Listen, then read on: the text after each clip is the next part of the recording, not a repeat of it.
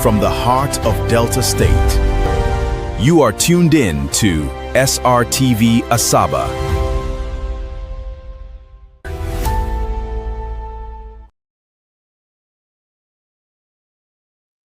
Good morning and welcome to Srtv Morning News, reaching you live from our studios in Asaba, Delta State.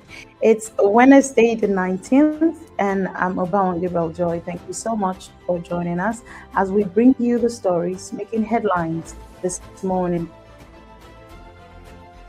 Political campaigns for the 2027 general elections officially begins as President Bola Ahmed Tinubu, Peter Obi, and other political candidates sign a national peace accord, pledging issue-based campaigns and rejecting violence, hate speech, and misinformation. The Federal Competition and Consumer Protection Commission opens an investigation into Nigeria's cement industry over possible price manipulation. The Nigerian Labour Congress warns of a possible fresh crisis in the health sector. Nigeria's foreign exchange market records a sharp rebound, with NAFEM turnover rising to $1.4 billion.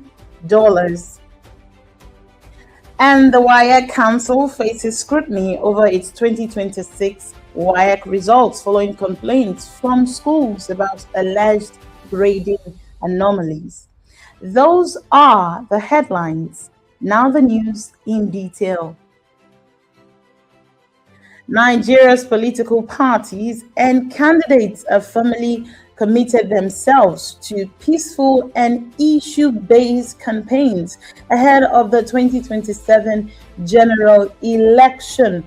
The accord was organized by the National Peace Committee in partnership with the Kuka Center just hours before the statutory commencement of public campaigns and rallies for the election.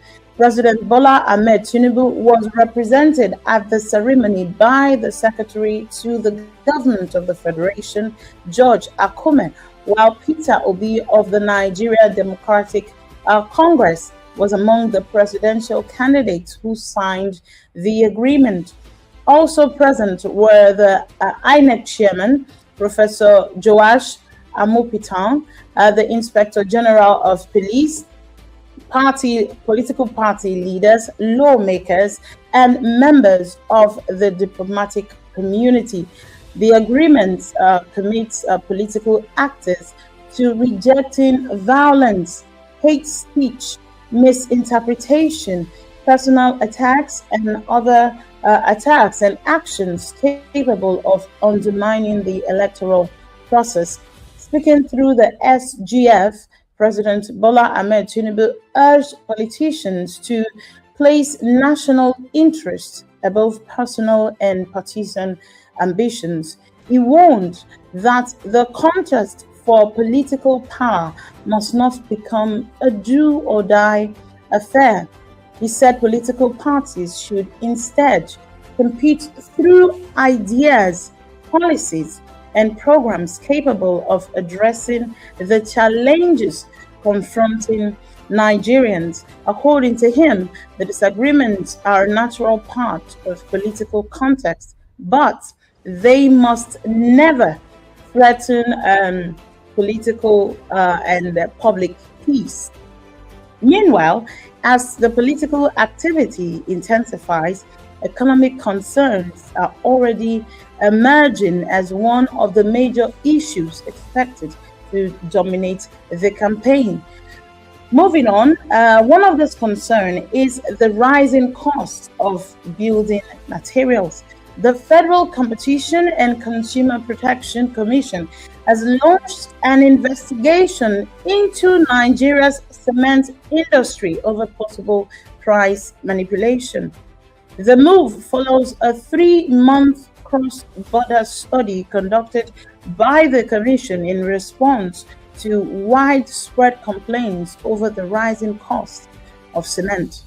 The FCCPC says its preliminary findings suggest that Nigerians may be paying significantly more for cement than consumers in several other African countries.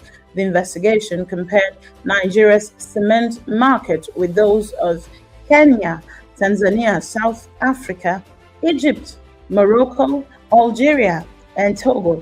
According to the Commission, a 50-kilogram bag of cement sold for between 9,300 naira and 9,700 naira in January. But by the middle of the year, the price had climbed to between 10,500 and 13,000 naira. By July, prices went between 13,000 and 15,000 naira were reported in parts of the country. Nigeria is estimated to have the capacity to produce between 60 and 65 million metric tons of cement annually against the domestic consumption of about 25 to 30 million tons. The FCCPC says that means the country has substantial excess production capacity. Yet, despite this capacity, prices continue to rise. The Commission also found that cement sells for about 7,344 naira per bag in Kenya and approximately 6,528 naira in Tanzania. The FCCPC has therefore issued notices of investigation and summons to key industry players demanding records relating to prices, production, capacity utilization, exports, and commercial relationships. Moving on, while the FCCPC investigate the cost of cement, another economic issue is putting Nigeria pressure on Nigerian workers: the unresolved salary dispute in the health sector. The Nigerian Labour Congress has warned that the prolonged salary dispute involving health workers could trigger another industrial crisis in the country's health sector. The NLC is calling on the federal government to urgently reopen negotiations with the joint health sector unions over the adjustments of the consolidated health salary structure.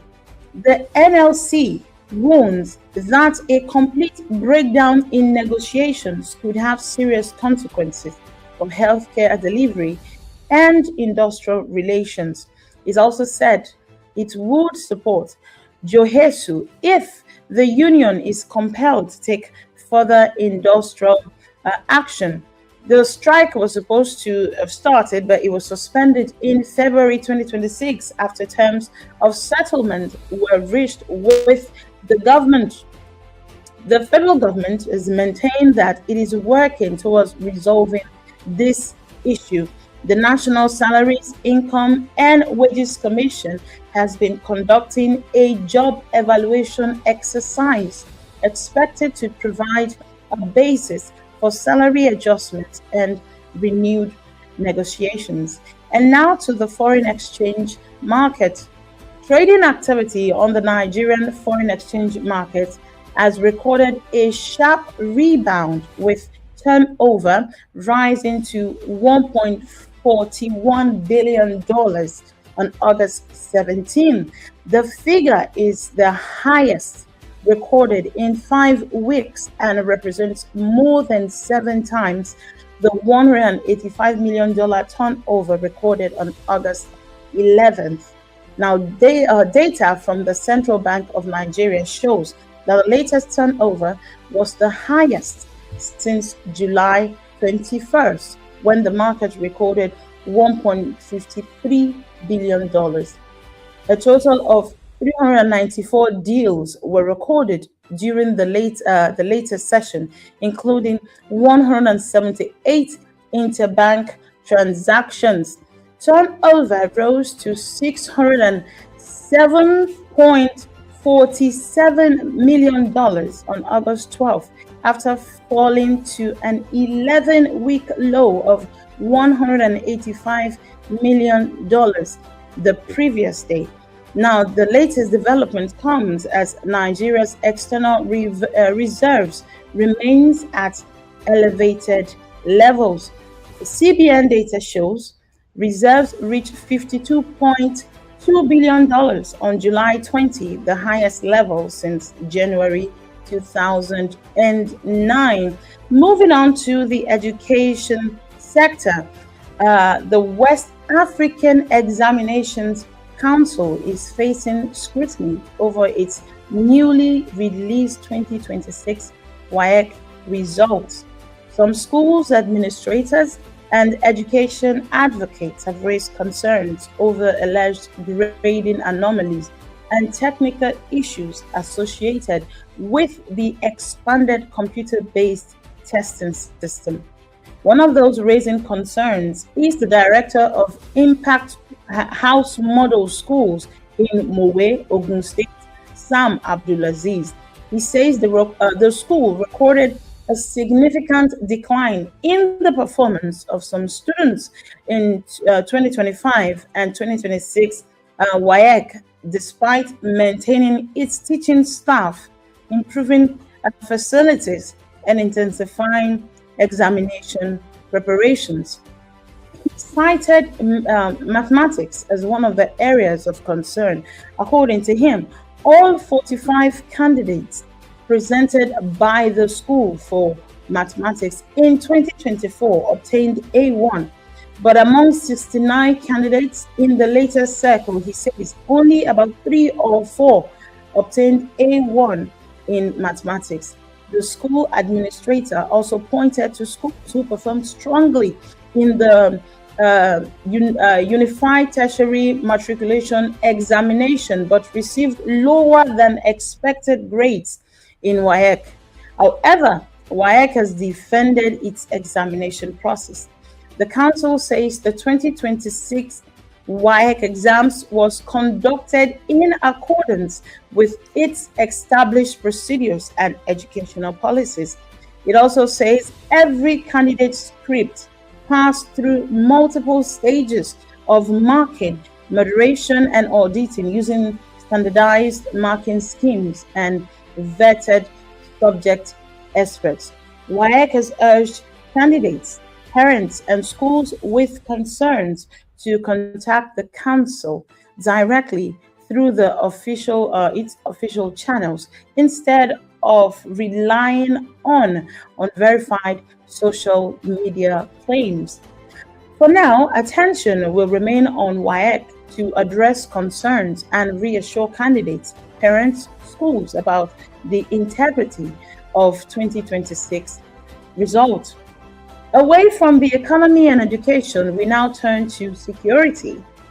The Zamfara State Police Command says it has foiled a bandit attack on security personnel and averted a suspected explosive threat along the Gurusugwashi Road in Bokuyum local government area. According to the police, armed bandits attacked security personnel who were deployed to provide protection during a tree planting exercise at the Zumi Muslims praying ground on August 12th. The officers reportedly engaged the attackers in a gun battle, forcing the bandits to retreat into a nearby forest. There were traces of blood, but the police said there were no casualties. Its explosive ordnance disposal team was deployed to the scene and subsequently declared the area safe for commuters. The police said officers were alerted after the alarm was raised and moved to the area, but then suspects had already fled. Moving on, in the Federal Capital Territory, the police have rescued a motorist from a mob following a road accident in the Kasana district of Abuja. The incident occurred on Sunday According to the police, the force's public relations officer, police operatives responded swiftly after the motorist became the target of mob action following the crash. The motorist was rescued and taken to safety while normalcy was restored in the area.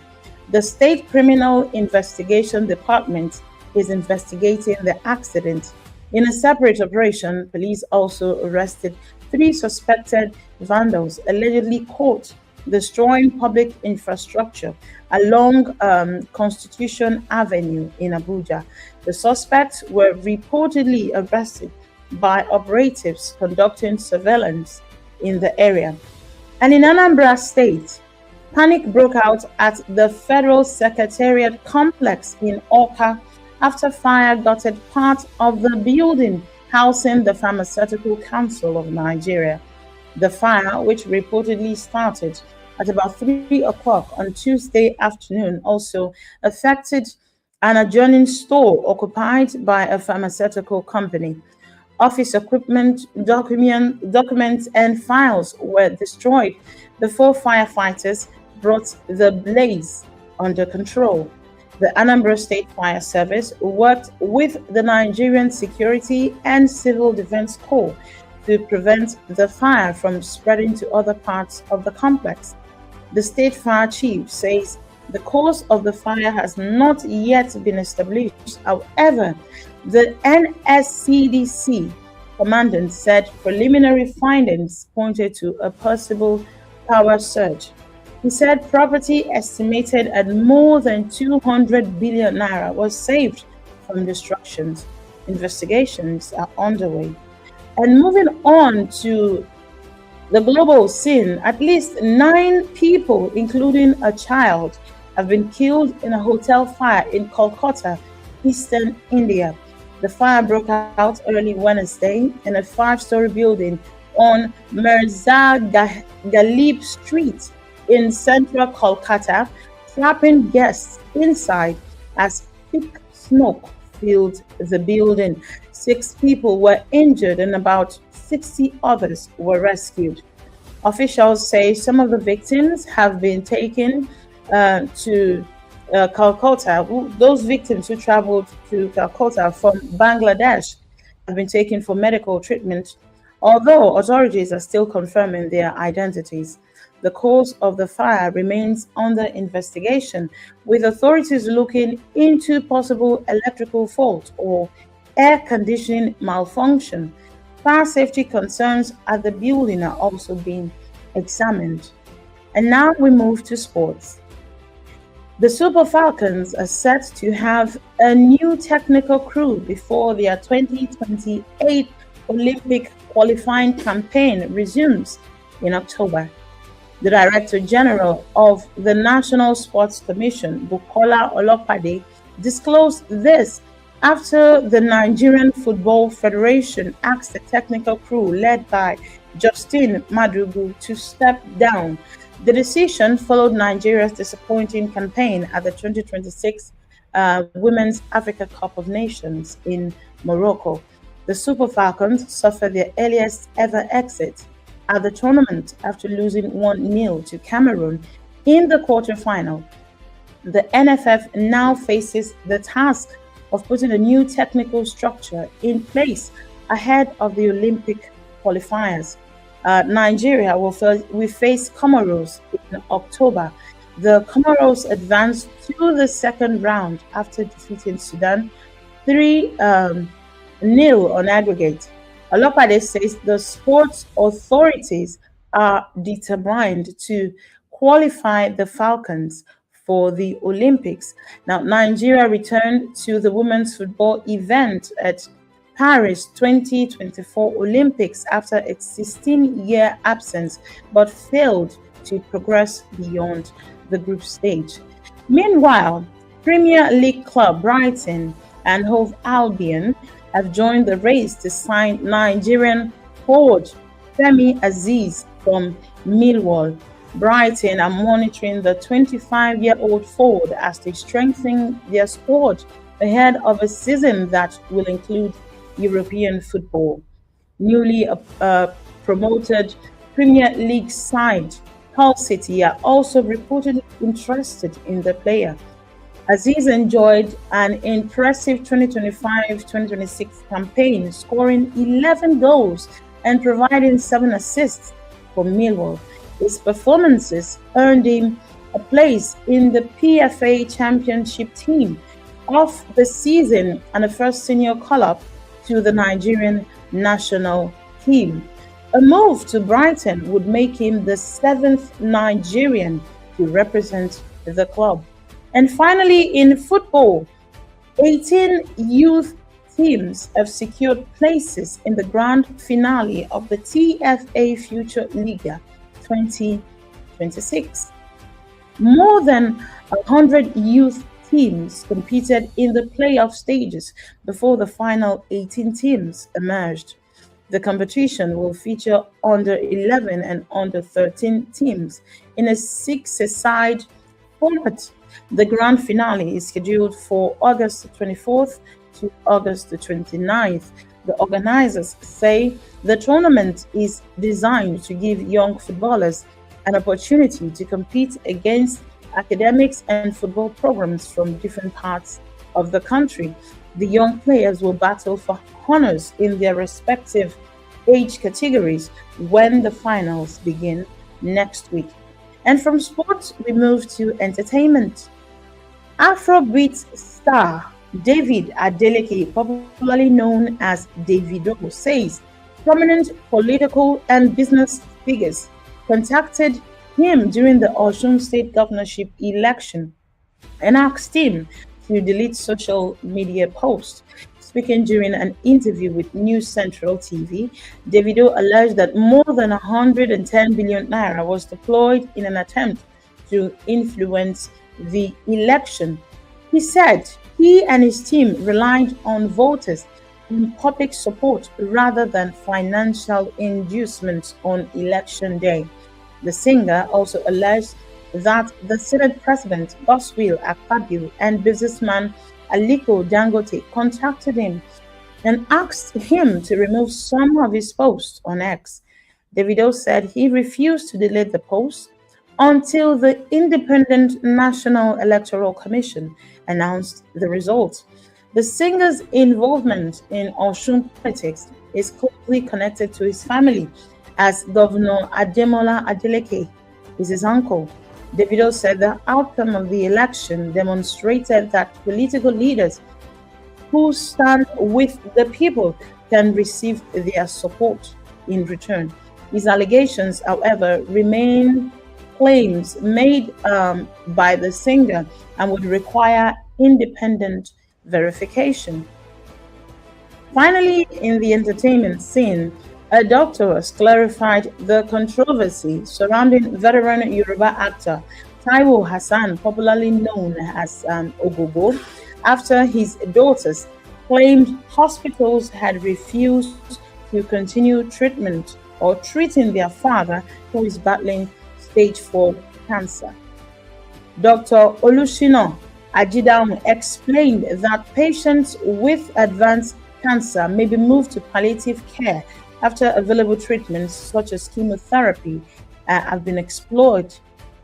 He said palliative care focuses on managing symptoms, relieving pain, and improving the patient's quality of life and does not necessarily mean doctors have abandoned the patient. The doctor also warned the public against unverified herbal remedies, saying there are no proven herbal cures for stage 4 cancer, and such concoctions could cause further complications. Ajidaun clarified that he is not part of Ogo's medical team and was commenting independently on the family's claims. The development has renewed conversations around cancer treatment and the importance of understanding palliative care. Before we go, here's a look at the weather forecast for today, according to the Nigerian Meteorological Agency, NIMET. In the north, morning thunderstorms and light rain are expected in parts of Sokoto, Zamfara, Kebbi, Borno, Adamawa, Taraba, with moderate rainfall likely across most northern states later in the day. In the central region, parts of the Federal Capital Territory, Nasarawa, Niger, Kwara, and Benue may experience morning thunderstorms and light rain, followed by more widespread rainfall later. Across the south, light morning rain is expected in parts of Lagos, Ogun, Ondo, Delta State, Cross River, and Akwa Ibom, with moderate rainfall becoming more widespread in the afternoon and evening. Residents in flood prone areas should remain cautious, while motorists are advised to avoid flooded roads. Strong winds may also precede thunderstorms. And that's where we draw the curtains on today's edition of SRTV Morning News. Thank you for joining us. Coming up at 10 a.m. is State of the Nation with Daddy Chris. I'm Obama Gabriel Joy. Have a productive Wednesday. Good morning.